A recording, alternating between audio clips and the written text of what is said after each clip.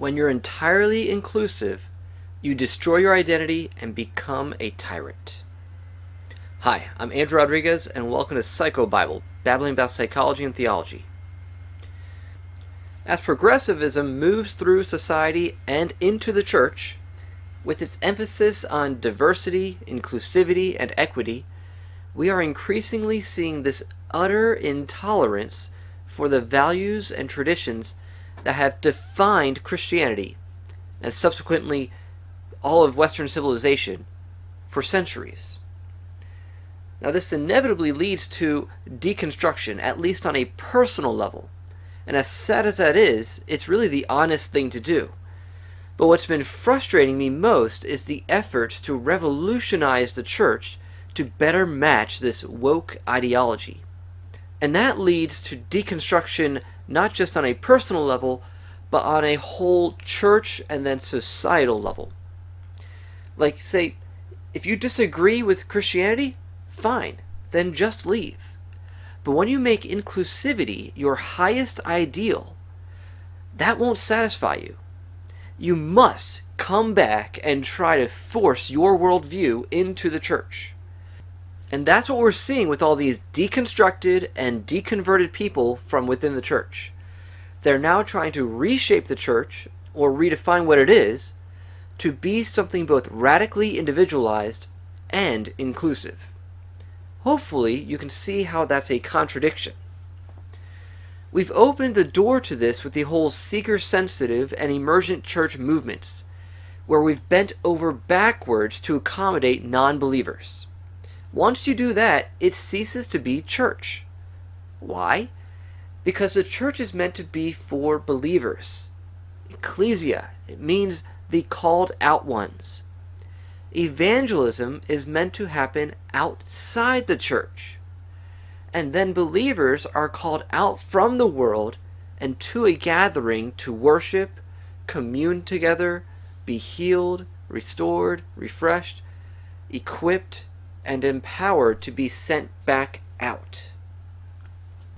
In today's video, I want to pull together several videos I watched recently and sort of have a conversation between them. There are some recent videos on Premier Christian Radio's Unbelievable show that perfectly illustrate this phenomenon I've been describing here. But then I want to pull in Jonathan Pageau to show how these people trying to make Christianity totally inclusive are missing the point, and ultimately causing its destruction. Let's start with Justin Brierly's interview with Preston Ulmer, founder of the Doubters Club, and Gaia McDermott, an atheist who talks about religion in her Face the Sun podcast. Now, the Doubters Club is a club that involves Christians and non-believers conversing and forming friendships. It's not evangelism, nor is it a ministry or church. And I think that's an important distinction. Conversations like that should happen outside the church. But then you have Gaia complaining that churches aren't more like that. She wants church to be a place for atheists. Okay. And when you do go into church, what you say you're looking for community, is that it, or do you find when you that do you enjoy any of the things that normally happen in church, like praying and singing and that kind of thing? Not so much. So when I go to I have a vision of what I think some things could change in churches. So no, worship is awful. The singing is really rough for me. And there's a lot of things that are difficult. If you listen to some of the episodes, there was a few that I enjoyed, and I took something away. And once I started to go to, actually, the last 3 churches I went to were what I would call rainbow churches. And those were very pleasant. I did go to some other ones that were conservative, that were surprisingly nice to go to as well. That's no coincidence that the type of church she does find appealing are the so-called rainbow churches, or rather the gay-affirming or LGBTQ-affirming churches, which are really not true Christian churches at all. They veer so far from Orthodox doctrine. Yeah. So my future, what I'd like to see, I think when I look back at Andy Stanley wrote a book, Deep and Wide, and he really does talk to people who, wants to bring in people who don't believe necessarily. And what he said was when drums were brought in, that was unusual, electric guitars. Now it's light shows and smoke machines. And I do think that churches have a deep opportunity to change. And I would say that if they kept the singing part fast and the talking part fast, this message part fast, and I think that there's opportunity, because I really want community. I don't want Christianity, but I want community, and there's plenty of places to get it. And see how she says she doesn't want Christianity, she wants community. She wants one of the features of church without the purpose of church. This is an important point to keep in mind for later. But what I think that there should be more interactive with learning how to listen, learning how to question. I do a lot of work with street epistemology, and I try to learn how to do questioning. And what I'll do is I'll watch it on YouTube and I'll pause it and think, I wonder what the question will be next, and I'll prepare myself. I think there's workshops that churches could do to create better questioning, because there's a gentleman named, I forget his first name, his last name is Hayward, and he's also called the Naked Pastor, which I love his name. And okay. Instagram account. Yeah, I just learned of him not too long ago, and he wrote a book called Questions Are the Answers. And that's what I believe, is that we're not asking enough questions and we're not listening. I mean, Christians will ask questions like, why? And you put you against a wall. But they're not very good at street epistemology because they always want to tell you. They want to tell you, they don't want to listen. Sure. And I get the sense, in that sense, that what you don't like about church is the bits where it's basically a top-down, the person preaching, the music kind of being sung at you. You like the bit where everybody has a say, where everyone gets together and so on. So it sounds like, you'd love the Doubters Club in that sense.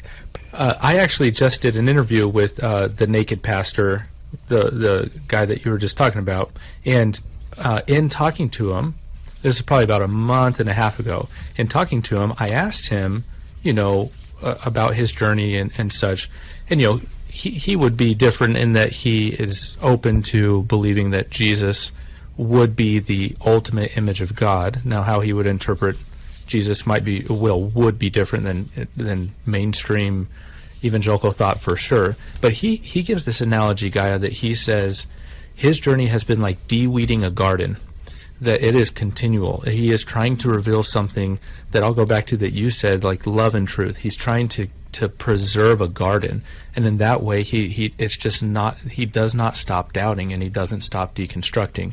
So I would be curious in your life, to go back to this person that you and I both know, in your life, is there anything that you're like, that is the most precious thing to me, that for Christians it would be belief in God, it would be the resurrection, and they're constantly defending that. For you, is there anything that you're like, that is it community? Is it authentic community? Is it a certain type of community? I would just be curious what it is for you that you're like, I'm constantly wanting to protect that. Probably all the things that, like, one of the things I would call myself is a humanist, and I think all the things that humans would value, that we value each other, that we value life, love, laughter, good food, wine. I don't know. There's a lot of things to value, but certainly friendship and depth of relationship, I think is important to me. Uh-huh. She goes on to say she's a humanist and values things all humans value. Well, if we've learned anything over the past few years, is that humans are very divided. It's hard to find what we all value and how you could find a community that encompasses all of that. And so now I want to interject with another interview from Unbelievable, one with Paul VanderKlay, a Christian Reformed church pastor in Sacramento, California, made famous for doing his commentary videos on Jordan Peterson, and then gaining a huge following for his conversations, as he pronounces the word.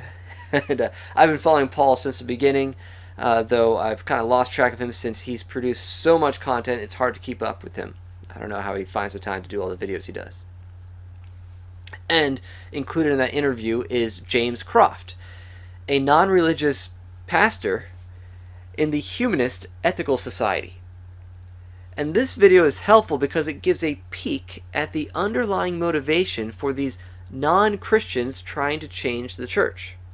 They're looking for community, just as Gaia said, but without a unifying identity and object of worship, the community will die.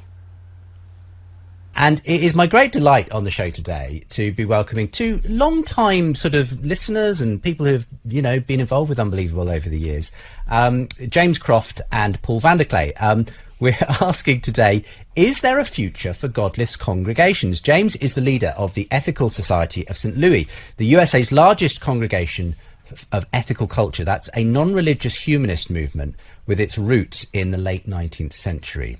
However, in a recent blog post, he declared that ethical culture as a network was dead and that so-called godless congregations need to rethink their approach to community, activism and working collectively if they're to survive and thrive in the future. Well, that sounds a bit familiar, doesn't it? And today we're going to be asking, how much do these humanist communities have in common with many mainline church denominations that are also in decline in the West? And what exactly happens in a godless Sunday service anyway? I just thought it was fascinating to maybe bring you both together to talk about generally the religiosity, the way that humans have, always congregated, whether around religious or in James's case non-religious kind of ideas, and in a way, James, the ethical culture, which is the network of churches that you have the largest one of, and you spell out pretty frankly in the article you wrote the fact that you feel there isn't necessarily a future for it. Now, I don't know whether that's changed. I know you did a follow-up article where you sort of said, okay, let's see if we can revisit this, because I think you had a lot of interest and reaction to I got in trouble, Justin. But first of all, I was going to say, I saw some not so pleased congregant members commenting on your Facebook feed and all sorts after you posted it. But either way, I don't want to get into the weeds of that. But tell us what the background is to ethical culture,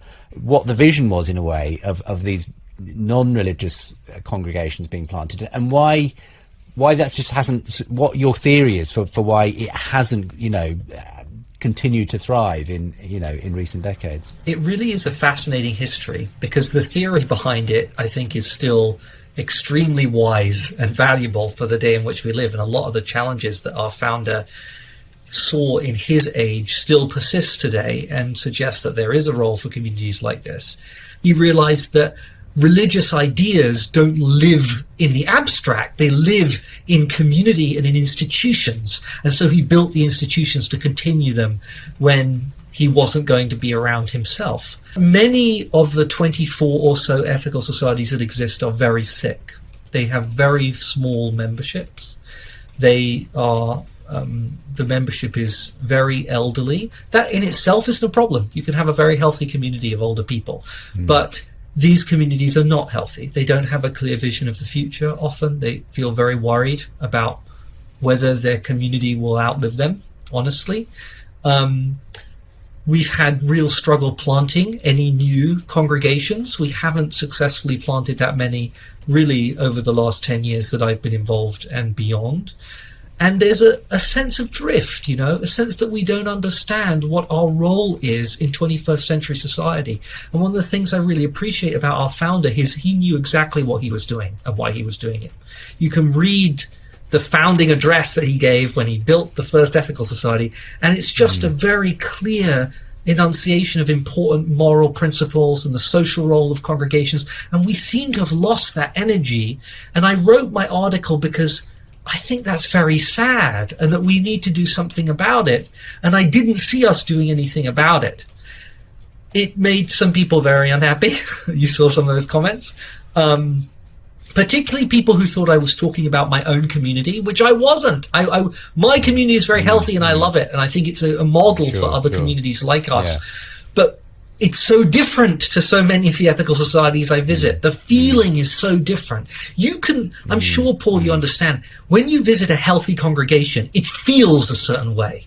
The connection between people, the love they have for each other, it feels like life, like you're walking into a life-filled space. And when you visit one that doesn't have that, it's like a void. It's like this sad, disconnected thing. And I just want the other ones to feel like ours, and I can't make it happen. So this was my attempt to say, to yell into the void and say, please come back to life.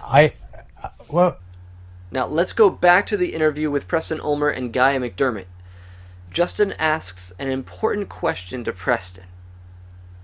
I'm just interested in stepping in here just a little bit to ask Preston, there's this interesting sort of thing going on here where most churches that I know would say that they want to be open to people, they want to be open to them with their questions even. Now, I'm sure there are some churches better at doing that than others. But there's also that point at which a church also very often will say, but we do hold some things to be true, or there are some kinds of specifics about how we believe the Christian life is to be lived. And that may involve saying, for instance, well, we do believe that there's a particular view of marriage that we hold to be central, and that if you call yourself a follower of Christ, if you want to be, let's say, a member of this church, then you will need to abide by that. That may involve, some kind of issue around whether people live together before they're married, or may involve issues around homosexuality and everything else, which for Gaia has obviously, she's felt those rules have kind of been exclusive, and those are the things that she felt really turned her off church. Whereas I can see many church leaders say, well, we want to be open, but we also feel that in good conscience to be a follower of Christ in this place, ultimately this is the path in which you must ultimately walk.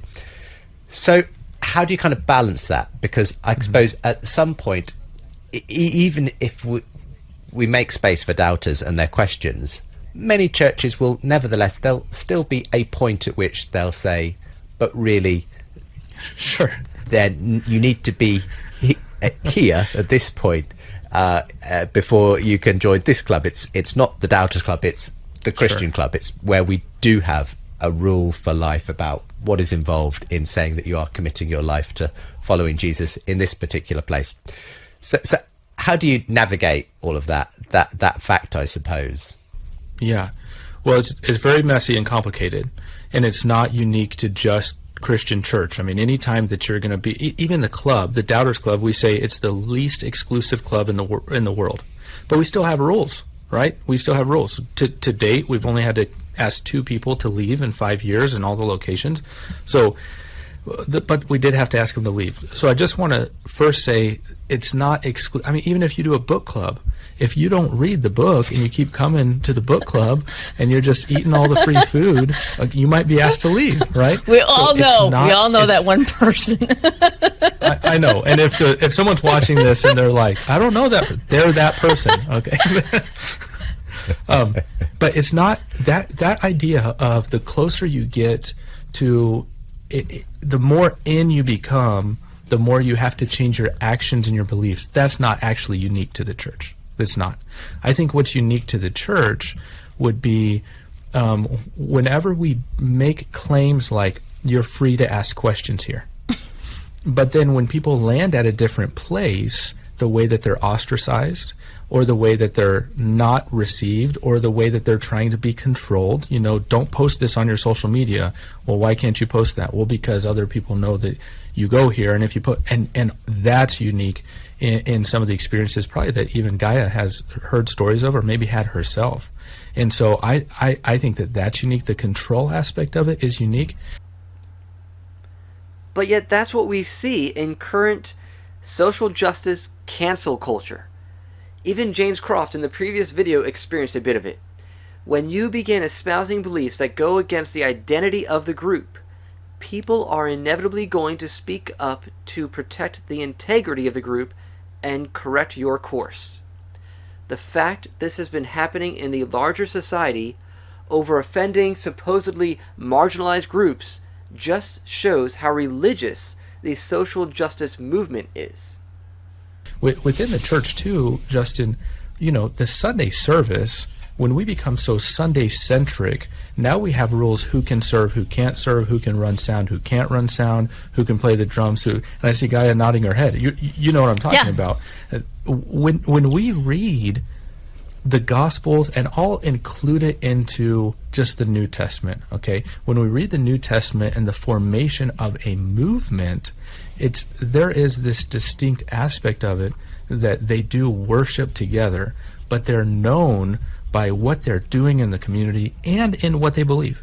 But again, that's in what you believe and what you do. That's not unique in any club. I mean, that's part of it, right? To be in.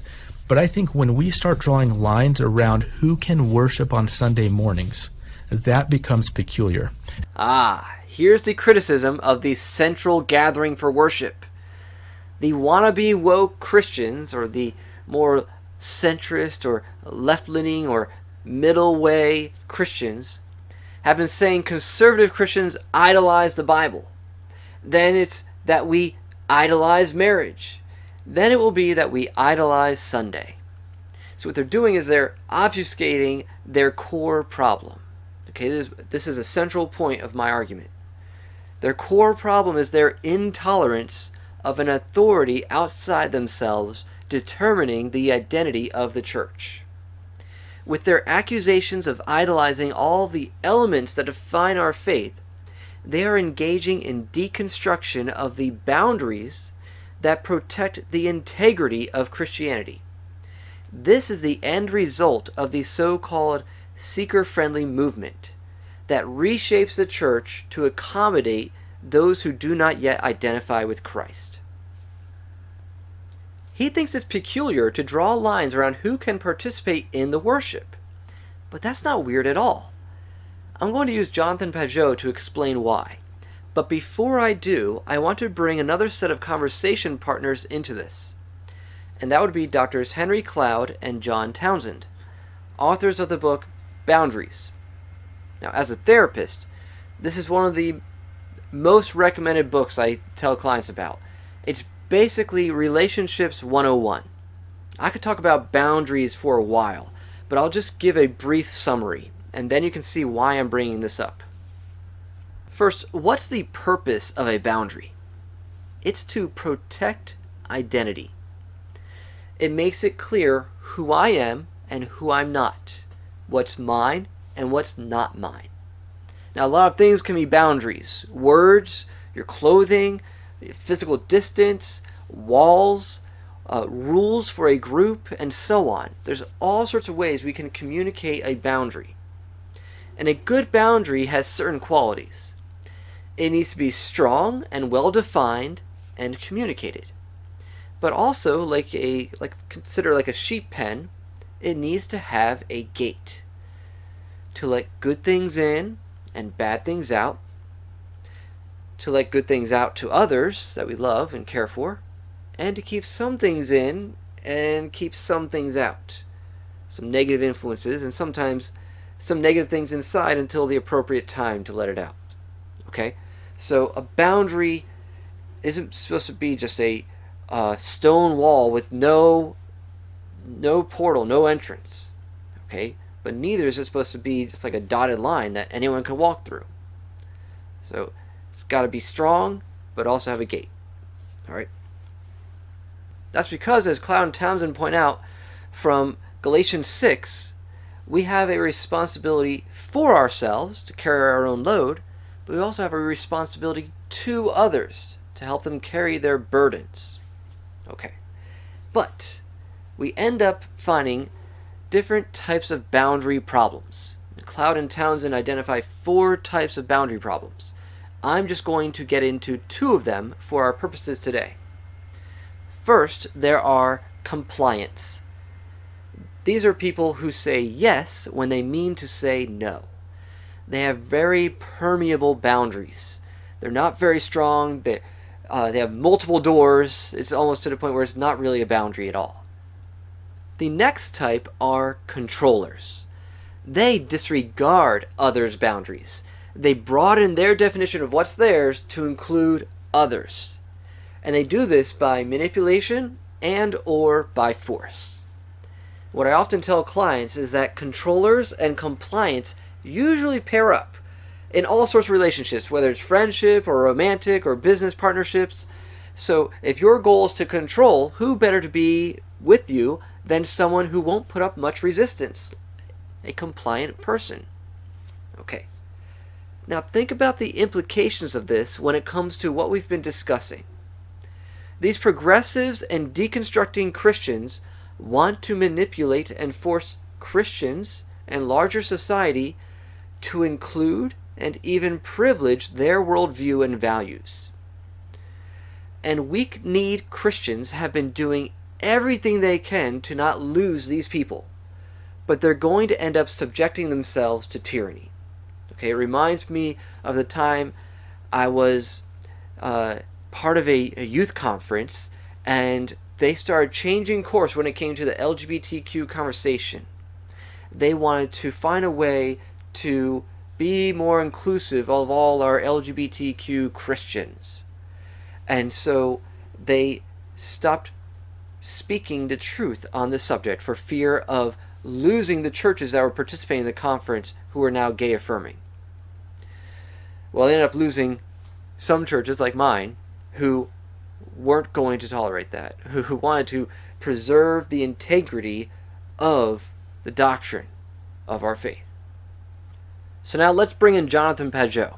Okay, he's the Orthodox icon carver and symbolism expert that became known because of Jordan Peterson. In this video, Jordan Peterson invited Jonathan to give a lecture to the Carl Jung Society. This is really interesting because Jonathan has said that he doesn't care for Jung, as he would prefer Christians get their symbolism from the Church Fathers. But he takes the opportunity and presents a bottom-up argument for symbolic thinking, meaning through natural revelation and just general revelation through natural law, we can observe symbolism that point us upward to a designer, to a God and an intelligence that gives true meaning to everything. In particular, he's talking about symbolism and this recognition of patterns when it comes to identity and worship. So once we have the identity, we can describe things.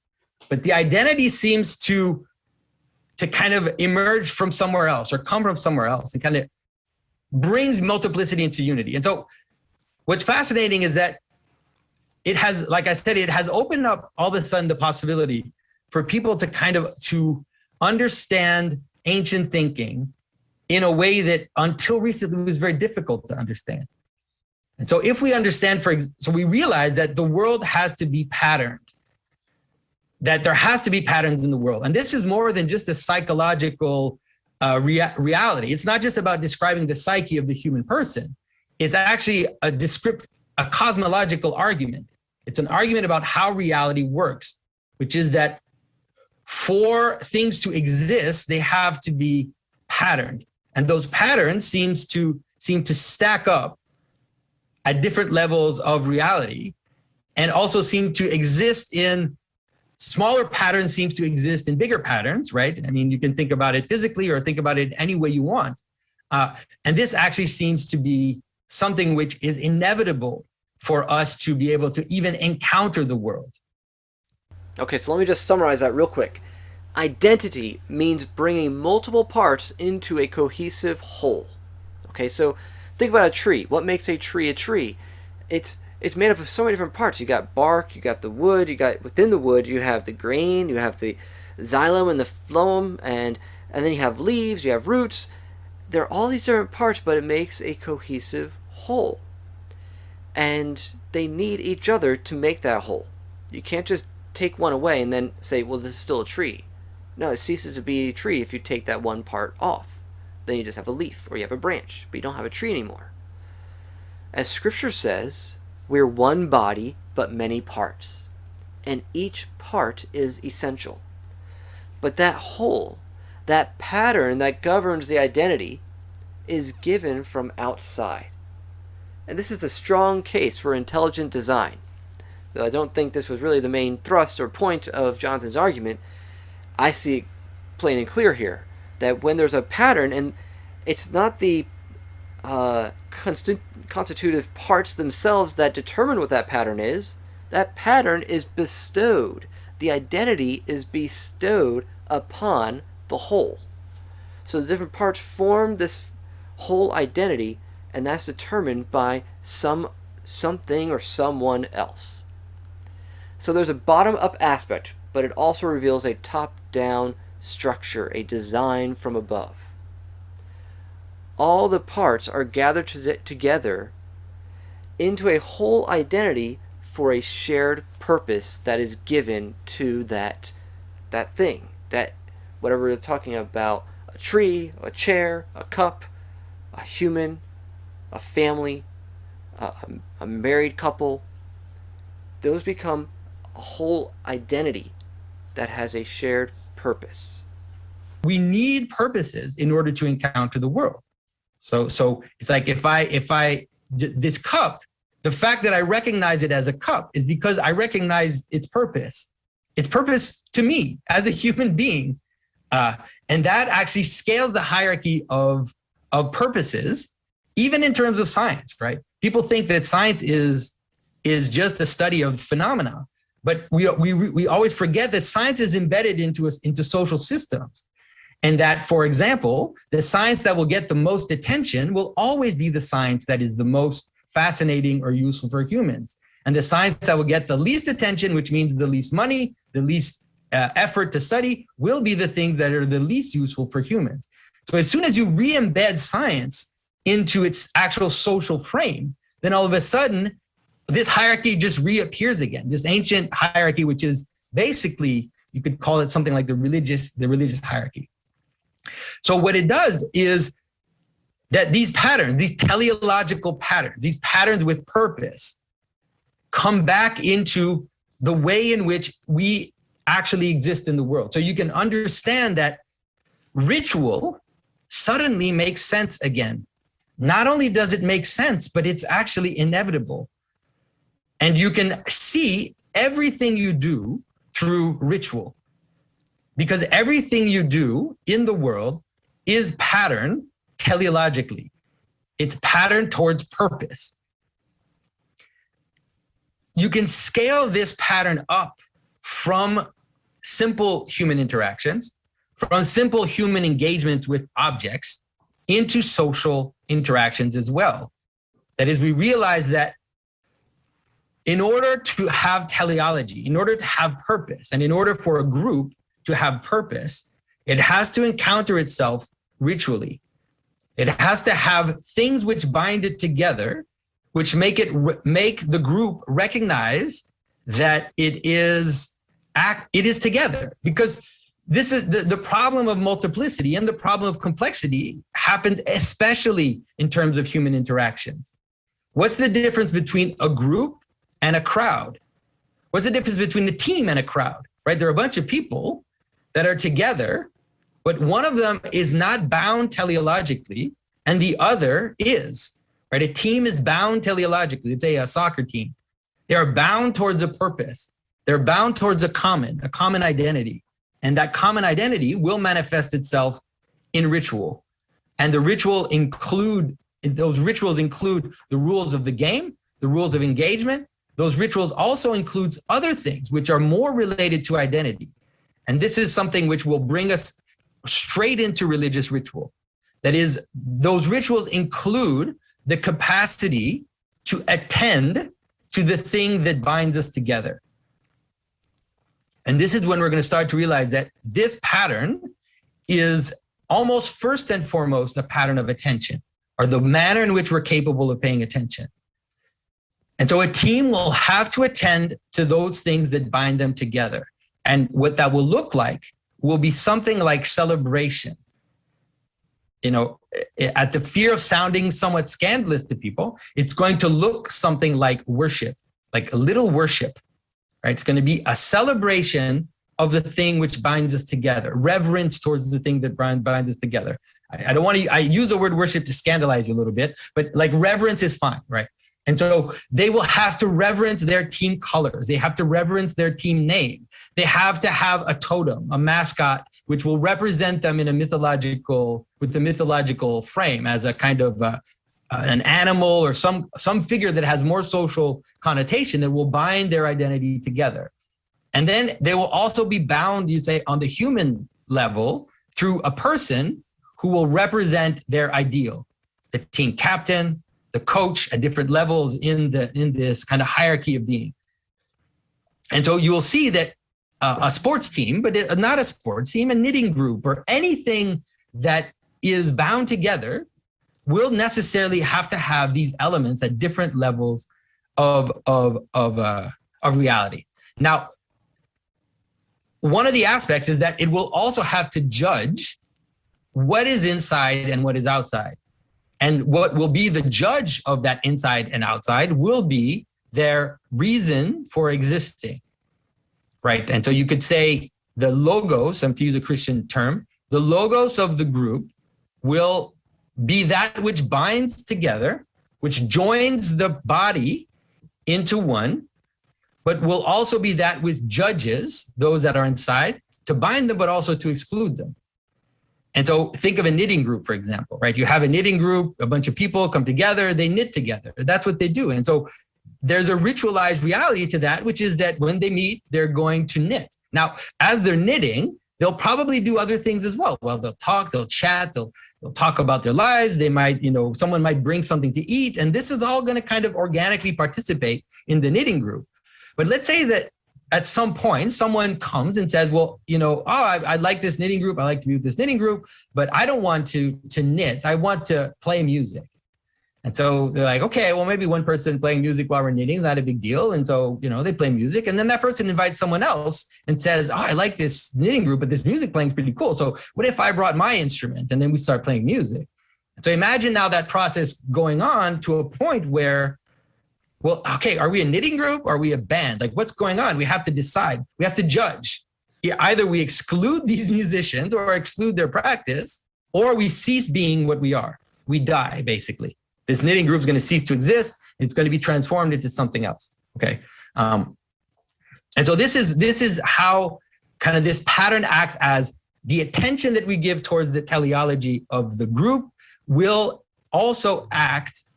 The logos of that, the reason, the purpose that I'm looking at will look like a binding agent, but will also look like a judge. And so, like I said, this is how all kind of reality works, or all of how reality lays itself out. Now, Jonathan is talking about ritual here in a positive light. And this is one of the things that listening to Jonathan Pageau and Jordan Peterson over the past several years has kind of influenced me to change my perspective and broaden my appreciation for different streams within the church. The different liturgical churches that I used to sort of look down upon as being stale and, oh, they're just religious. I've now have a growing appreciation for. The word ritual now isn't a bad word to me. And if we understand the term broadly, we can see that really every church has their rituals. We all have some sort of liturgy that we follow. And these rituals include the capacity to attend to the thing that binds us together. So we've kind of got ourselves into this hot water when we've had this whole movement within the church over the past, 20-something years of, no, Christianity isn't a religion, it's a relationship. And where we sort of marginalize and scoff at the word religion or ritual or tradition or things having a religious spirit or people having a religious spirit, we actually are like sawing off the very branch that we're hanging on. When we instead need to develop a proper understanding of what religion is and what rituals are, and see how they are the practices, they are the ways in which we participate in a reality and in corporate worship together. Now, every church has their different ways of worshiping. And so that's why I don't have a problem with there being a variety of denominations or traditions, because there could be different reasons why one church has this type of liturgy and another this type. That's fine. Okay? What bothers me is when people say that church itself is not important. Whether they say that we're Sunday-centric, like Preston Ulmer was saying, or that church can just be anywhere. Like I was seeing a meme recently where it just showed a city and different streets and buildings, and just there's different arrows pointing saying, this is church, this is church, this is church. And what that does is this is something else I learned from Jonathan Pageau, how modernism and the Enlightenment movement flattened everything out, just made everything equal. But really what we need to get back is the understanding that church is meant to be a pinnacle experience that brings people together and points us upward. So that's helped me have more of an appreciation for high church traditions. This trend, this movement to flatten everything, to make church so casual and plain. And you go walk into these modern evangelical churches these days, and it looks like you're in an office building or like a big box store rather than an actual place of worship that evokes reverence for the transcendent.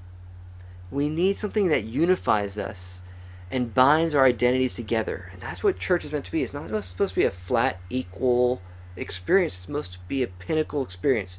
The church is meant to be an actual gathering place for the called out ones to come and redirect their attention somewhere else, away from all the things that the world is using to compete with our attention, and point those attentions heavenward. So literally, we do need a point of reference and of gathering that points us to our highest ideal. And this ideal, in our case as Christians, Christ, also is our judge. So that which we look to as our example will be what we compare ourselves to. And really, as a person, Christ does that judging. Therefore, he does the excluding. We see this throughout Scripture and throughout Jesus' own parables. He talks about the sheep on his right and the goats on his left. And so he has a welcoming hand toward one and a pushing away on the other. The reality of being engaged in a group that has a teleology, that has a purpose, is that it excludes. That's the very nature of a group. A group excludes. Groups always exclude. That's why they're a group, because they're not the totality of all manifestation in the universe. They necessarily need to exclude. Even if you want to be inclusive in the kind of let's say, politically correct way, you're still going to exclude animals from your group, or you're still going to exclude rocks from your group. You necessarily have to exclude, because you're not God, right? You're not the totality of everything. In order to kind of move teleologically in the world, you have to exclude. And so that has difficulty to it. And so, but there are ways to kind of, let's say, to deal with those in a manner which won't make the group completely self-devouring, and also won't make you kind of fall into the chaos of thinking that nothing has identity and everything is just a mush of potential, let's say. This brings me to my earlier point with the Gaia McDermott and Preston Ulmer interview on Unbelievable. The constant desire to change the church, to change society, to fit one's own idiosyncrasy, is a desire to be the one that sets the pattern, to be one's own God. That's a complete denial of reality. Only God himself is the one who determines the order of reality. He's the supreme logos, the logic of all creation, the Word made flesh, and his word is final. So what do the deconstructionists do? They cast doubt on what we can know from, first, the words of Scripture, then from the words, the logos, of creation. Why else are we seeing the promotion of transgenderism and soon transhumanism? It's all about calling into question the very structure of reality. What Paul says in Romans 1 is plain to see. Well, now the world is intentionally blinding itself to what are the obvious patterns that hold reality and our identities together. How would you work with the problem of inclusive, exclusive categories in these times? Projection, scapegoating. And the other question that's, I think, is related, where do the movements of cancel culture or Black Lives Matter fit, or how to make sense of these movements into this intelligence model? Yeah. So one of the things we're seeing is we're seeing out of control versions of this identification system, or the system of communion. The way in which reality works is fractal. And so communities or identities embed themselves in each other. That's how it works. And so in a normal kind of traditional world, you can be a family, in a neighborhood, in a community, right? In a nation, in a church. And it's like, it's all embedded. And you can also participate in all these different identities. You can be in a club, or you can be in this and that. And so it all kind of works together. So one of the problems we're having right now is that, let's say, kind of woke culture has understood the problem of identity, right? They understand it. They understand the problem of exclusion. But the answer they give is that they want to account for everything. They want everything to fit. Now, the problem is that it's impossible. It's an impossible, and it's even a dangerous thing. And there are a lot of ancient traditions which help you understand that. So, for example, like you have the idea in Jewish law that you have to leave a fringe on your vestment, or you have to leave the corners of the field untilled for the strangers. All of these patterns are there to manifest the fact that you can't have a system which is both coherent and complete at the same time. You can't. Those two things. Let me interrupt just for a second. Go for it. Well, the ziggurat answers that question too, because people can be included at a higher level of unity and excluded at a lower. And so part of this is conceptual confusion. It's like the problem of category is the problem of inclusion and exclusion. And exclusion can lead to demonization very easily. And that's a big problem, a fundamental problem. But the problem that you're talking about that's manifesting socially is a consequence of this lack of understanding of the hierarchy of value. So the people who are pushing diversity, inclusivity, and equity are saying something like, look, we're all divinely human. And you object to that by saying, well, yes, but we still need to differentiate ourselves into specialized categories. And we have to think through that very carefully so that we subdue things properly. No, exactly. And so what's happened is that people want to make inclusivity the only value, really the only value, because of the problem of exclusion. And so what happens, and this is what I'm going to say is going to seem radical to some, but what we're seeing in this process is the actual destruction of the world. And it's actually this type of thinking can actually destroy the world. Hey, Jonathan, we say destruction, they say deconstruction. Or lead to absolute tyranny, one or the other, or maybe one because causing the other. So imagine you have a basketball team, right? You have a basketball team. The purpose of the team is to play basketball, to win the championship, to do this. But then you say, no. The purpose of the team is inclusion. And now imagine you do that for every single level of reality and every single communion. You say that the purpose of your group is inclusion. But so then you sacrifice the actual purpose of the group, which is to play basketball, to win games and everything, for inclusion. And you end up doing that in all aspects of reality. What you're doing is you're devouring the purpose. You're eating it. It's like it's becoming eaten by this thing. It's a monster. It's like it's the potential. It's like potentiality is infinite. It's like you need to let all this potential in. And so we were like, this is wrong, right? You're excluding this potential. So we need to kind of bring all this potential in. So what it does is it's like a sea monster that comes up and devours the identities.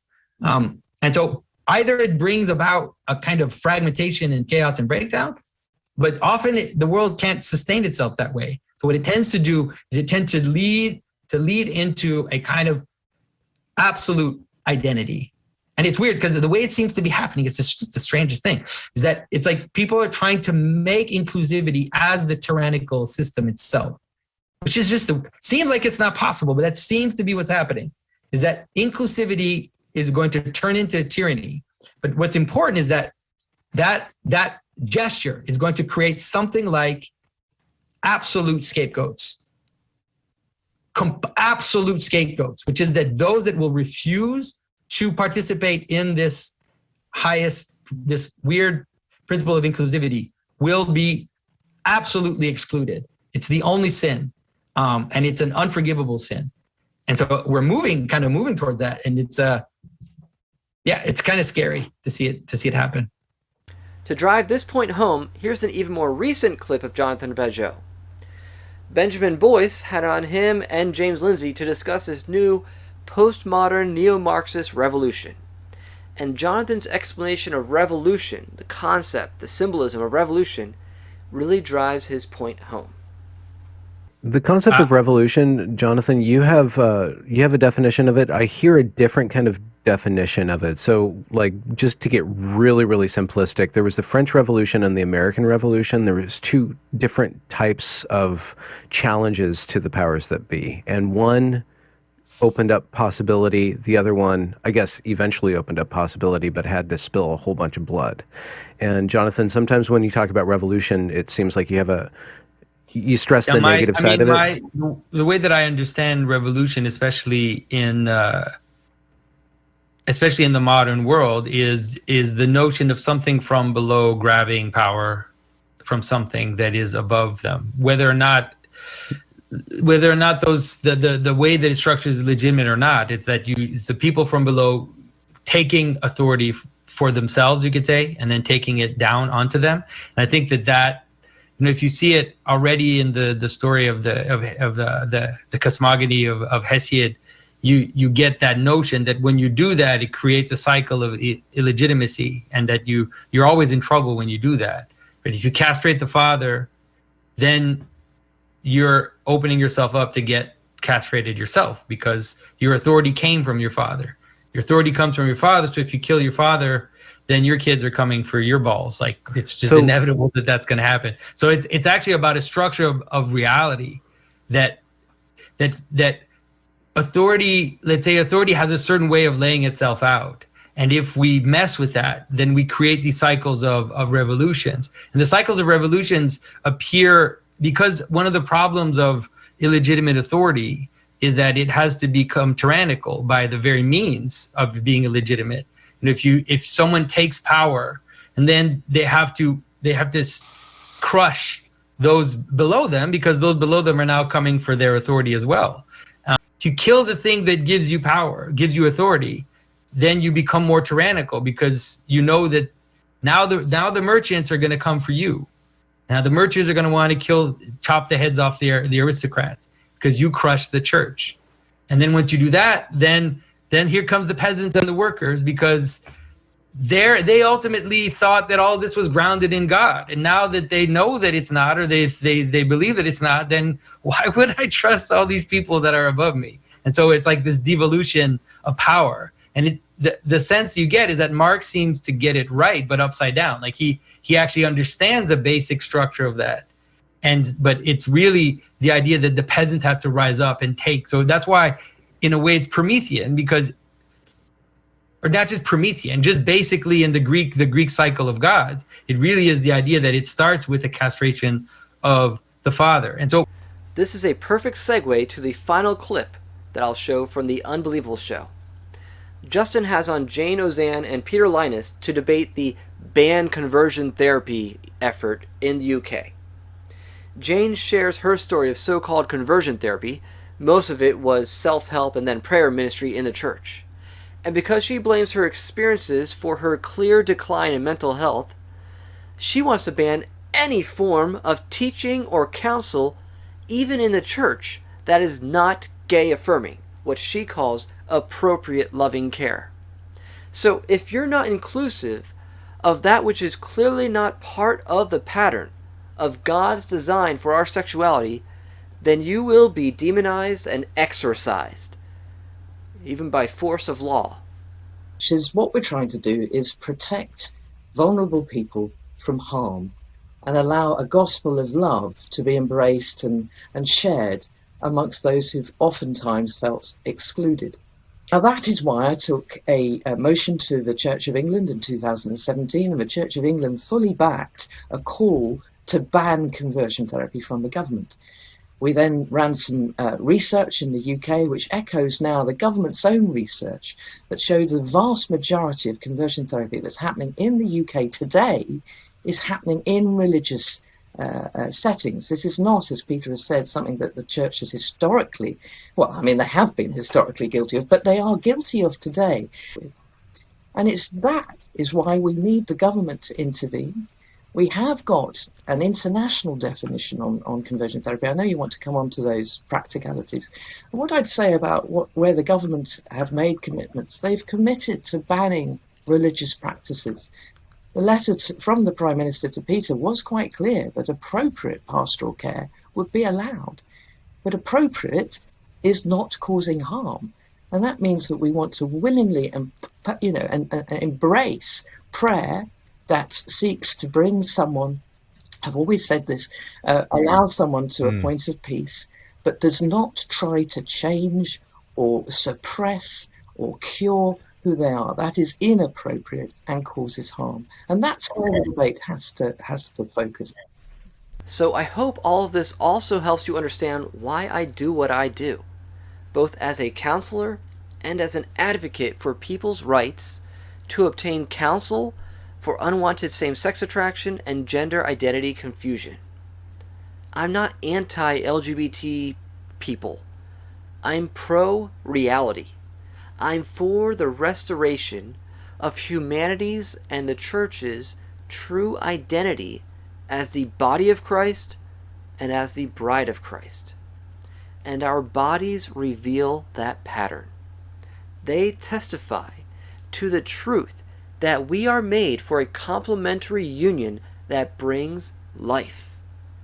And we resist or revolt against that pattern at the risk of our own destruction. So if I gave you something to think about, hit that like button, join me in the comments, subscribe if you haven't, hit that bell for notifications, beat the algorithm for me, and share this video, please. Until next time, God bless.